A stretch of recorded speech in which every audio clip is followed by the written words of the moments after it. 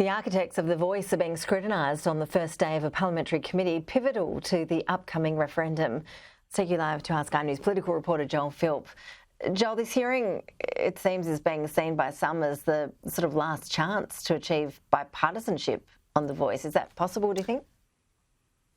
Well, Ash, there are some Liberal moderates who are pegging their hopes on that and in some ways their reputation to some extent as well. But this 6-week process has started off with a combative tone from members of the referendum working group who are digging their heels in over the proposed constitutional changes that they want to see accepted in the upcoming referendum. The Liberal Party is pushing them on concerns that party has about the inclusion of executive government and the Voice's ability to consult executive government in these constitutional changes, worrying that it could bind up and bog down government, having to consult on everything from taxation to healthcare.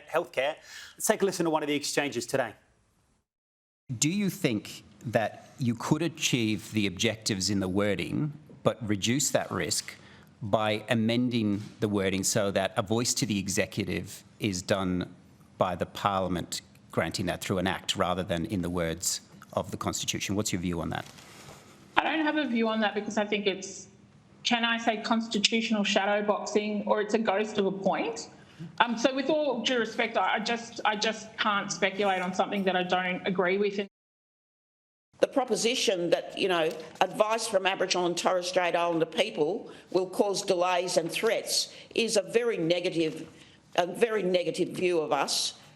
We're not allowed to use the R word anymore, but, how is advice from me or Tom a threat to civilisation, a threat to democracy? It's a nonsense.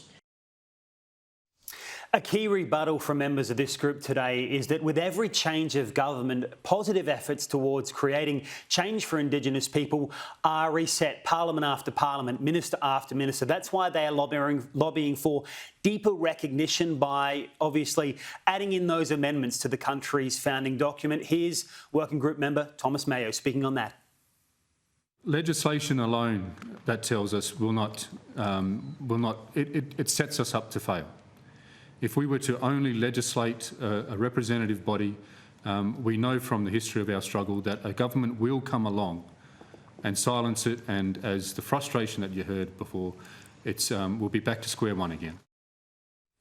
Now, co-author of the Voice to Parliament handbook, Kerry O'Brien, had this plea to voters who are witnessing the crisis in Alice Springs unfolding at the moment. I would like them to consider, when they look at the images coming out of Alice Springs today, not to think that this is some recent phenomenon that's suddenly blown up, but to actually see it as evidence of failure, of institutionalised failure, from generation to generation, from government to government. And when I hear people say, let's just do more of the same, only do it better, I say, for God's sake, wake up to yourselves.